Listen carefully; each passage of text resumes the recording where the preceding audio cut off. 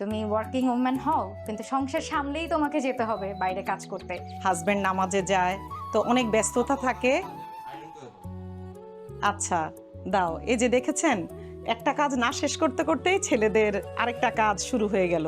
আমরাও বলি যে আমাদের মায়েরা এই রান্নাটা মজা, মোরগ পোলাওটা মজা। ঈদ মানে আমাদের কাছে নতুন পোশাক কিংবা ঈদ সালামি, কিন্তু কখনো কি আমরা ভেবে দেখেছি এই যে ঈদের দিন আমরা নানা পদের খাবার রেডি পাই, কখনো বা কোরমা, পোলাও, সেমাই, এই সব কিছু আসলে আমাদের সামনে কিন্তু রেডি করে দেয় আমাদের ঘরের নারীরা, আমাদের মায়েরা। কিন্তু এই নারীদের ঈদটা ঠিক কেমন কাটে কখনো কিন্তু আমরা ভেবে দেখিনি। তাই আজ সরেজমিনে চলে এসেছি এক গৃহিণীর বাসায় এবং তার থেকেই জানবো ঈদের দিনের আনন্দটা আসলে ঠিক সে কিসের মাঝে খুঁজে পায়, ঈদের দিনটা তার ঠিক কেমন কাটে।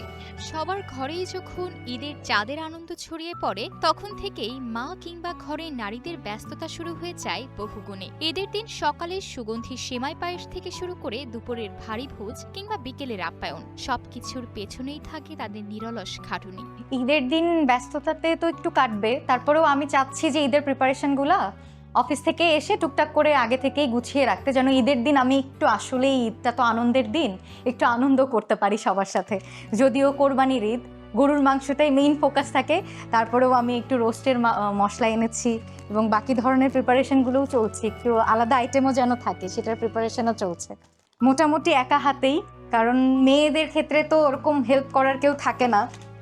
মেয়েদের যতই তারা বাইরে কাজ করুক না কেন, দেখা যায় যে আমাদের সমাজে এখনো যে ট্যাবুটা থেকে গেছে যে তুমি ওয়ার্কিং ওম্যান হও, কিন্তু সংসার সামলেই তোমাকে যেতে হবে বাইরে কাজ করতে। তো এক্ষেত্রে দেখা যাচ্ছে যে দুটো জিনিসই একসাথে করতে হচ্ছে আমাদের। তীব্র গরম কিংবা ক্লান্তি উপেক্ষা করে রান্নাঘরের ব্যস্ততায় কাটে তাদের সারাটা দিন, অথচ এই হাড়ভাঙা খাটুনির মাঝেও তাদের মুখে কোনো ক্লান্তির ছাপ থাকে না, বরং এক অদ্ভুত তৃপ্তির হাসি লেপটে থাকে। সারাদিন পরে একটু সময় পেলাম নিজের জন্য। এর মধ্যেই আর কি সকল কাজকর্ম তো আমরা করি মেয়েরা নর্মালি, পরিবারের সবাইকে খুশি করার জন্য, সবার জন্য রান্না করা, কেনাকাটা করা, ঘর গোছানো, এগুলো করে যদিও ঈদ উপভোগ করার মতো অত সময় পাওয়া যায় না, কিন্তু এর মধ্যেও নিজেকে একটু গুছিয়ে রাখার চেষ্টা করছি আর কি। তো দিন শেষে সব মেয়েদের জন্য আমার এটাই মেসেজ থাকবে যে আপনারাও লাইফে অনেক ব্যস্ততা থাকবে, অনেক ধরনের ইনভলভমেন্ট থাকবে, কিন্তু এর মধ্যেই নিজেকেও একটু গুছিয়ে রাখবেন, নিজের জন্যও একটু সময় বের করবেন। আর বাকি সদস্যদের, যাদের পরিবারের বাকি সদস্যদের জন্য আমার বলা থাকবে যে আপনারাও একটু বোঝার চেষ্টা করবেন যে মেয়েদেরও যেন ঈদটা তারা ভালো কাটাতে পারে, সবাই মিলে কাজে হেল্প করে কাজটাকে দ্রুত শেষ করে তারপরে বাকি সময়টা উপভোগ করার। আসল বিষয়টি হলো আমাদের মায়েদের ঈদের আনন্দটা একটু অন্যরকম। নিজের জন্য নতুন পোশাক পরা বা ঘুরে বেড়ানোর মাঝে তারা নিজেদের আনন্দ খোঁজেন না, পরিবারের প্রতিটি সদস্যের তৃপ্তির চেনা হাসি, টেবিলে বসে সবার একসাথে খাওয়া দাওয়া করা আর মেহমানদের আন্তরিক আপ্যায়ন উপভোগ করার মাঝেই তারা তাদের ঈদের আসল সার্থকতা খুঁজে পান। আসলে মায়েদের আনন্দই হচ্ছে পরিবারকে ঘিরে।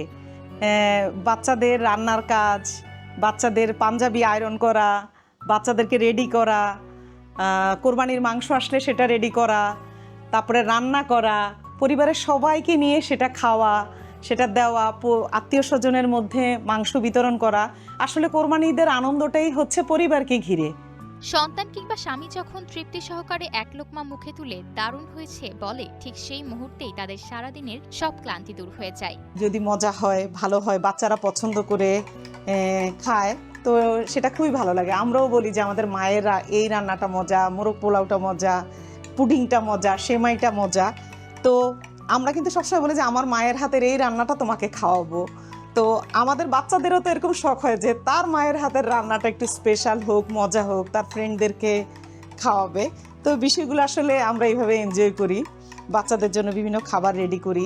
আমাদের মায়েরা, আমাদের ঘরের নারীরা হলেন ঈদের সেই অদৃশ্য প্রাণশক্তি, যাদের ত্যাগের উপরই দাঁড়িয়ে আমাদের ঘরের প্রতিটি উৎসব এমন রঙিন এবং প্রাণবন্ত হয়ে ওঠে।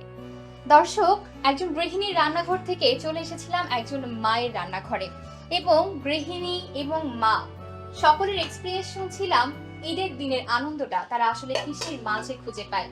দেখলাম নারীরা আসলে সর্বে সর্বা, তাদের দ্বারা সবকিছু সম্ভব।